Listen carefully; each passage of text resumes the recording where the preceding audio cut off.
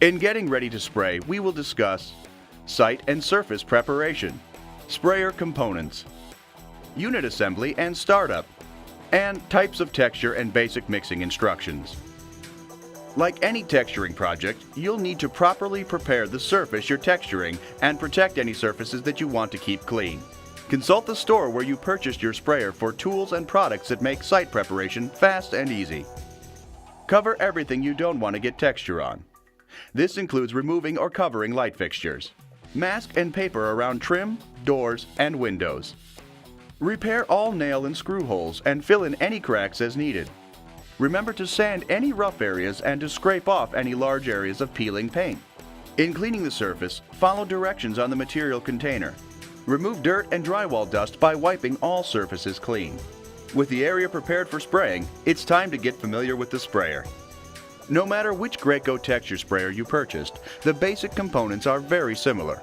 Let's look at the basic components. Located on top of each sprayer is the large capacity material hopper that will hold the texture material that you are spraying. On the front or the side of the sprayer, you will find the main controls used to turn the sprayer on or off, or switch between the standard sprayer mode and the hopper gun mode. On some models, the control panel also allows you to adjust the flow or output of the pump. Your sprayer comes complete with a trigger-style texture spray gun, an assortment of spray nozzles, and a hose that connects the sprayer to the gun. Also included is a material thickness gauge that helps you determine the proper consistency of your material. Some models also include a touch-up hopper that can be attached to the top of your texture spray gun, which converts it to a hopper gun for small touch-up jobs or repairs. Assembling your new sprayer couldn't be easier. If the sprayer you purchased was shipped with the hopper and handle removed, there are just a few simple steps to follow to assemble them to the sprayer. First, with the angled portion of the handle pointed toward the back of the sprayer, insert the pin on one side of the handle into the through hole on the side of the sprayer. Next, gently spread the handle outward and then insert the pin into the through hole on the other side of the sprayer. Now, simply screw in the threaded star knob to secure the handle in place. To attach the hopper, first place the notches near the back of the hopper over the hopper pegs on the handle. Then rotate the hopper down and attach the hopper opening to the pump inlet. Connect one end of the combination material and air hose to the sprayer and the other end to the gun.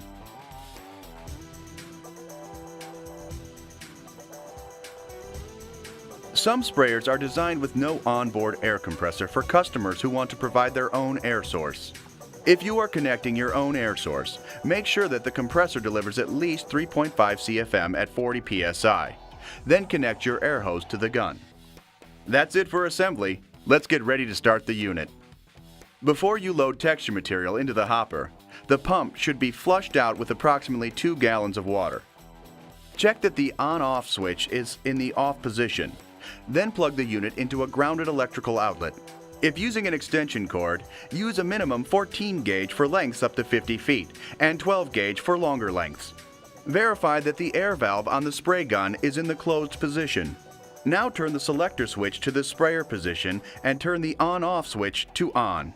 If your sprayer includes a material flow adjustment feature, turn it clockwise to the high flow position. Point the gun into a waste pail and pull the trigger.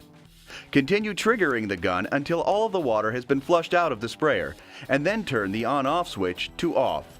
Always turn the machine off after you're done flushing or spraying. Failure to turn the pump off when you are not flushing or spraying will shorten pump life. You are now ready to mix your texture material and load it into the hopper. Your Graco texture sprayer is ideal for spraying many types of interior texture finishes. These include simulated acoustic, orange peel, splatter, and knockdown. These finishes can be created with a variety of water-based interior texture materials. Never use your Graco sprayer with solvent-based texture materials or cement-based materials. Because the pump will not operate if the mixture is too thick, mixing the texture material correctly is an essential step. In all cases, follow the material manufacturer's mixing instructions and be sure to mix the material in a separate container before you add the mixture in the hopper. Do not mix your texture material in the hopper. For pre-mixed materials, mix approximately 2 to 4 quarts of water to 4 to 5 gallons of joint compound. You may need to add more water throughout the job if the mixture sets and becomes thick. For dry texture materials, start by mixing the material per the instructions on the bag. Always add water to your mixing bucket first, then add the dry mix to the water. Mix the material to a uniform consistency, making sure that there are no dry lumps left in the mixture. Allow sealing texture mix to set for at least 15 minutes and then remix prior to use.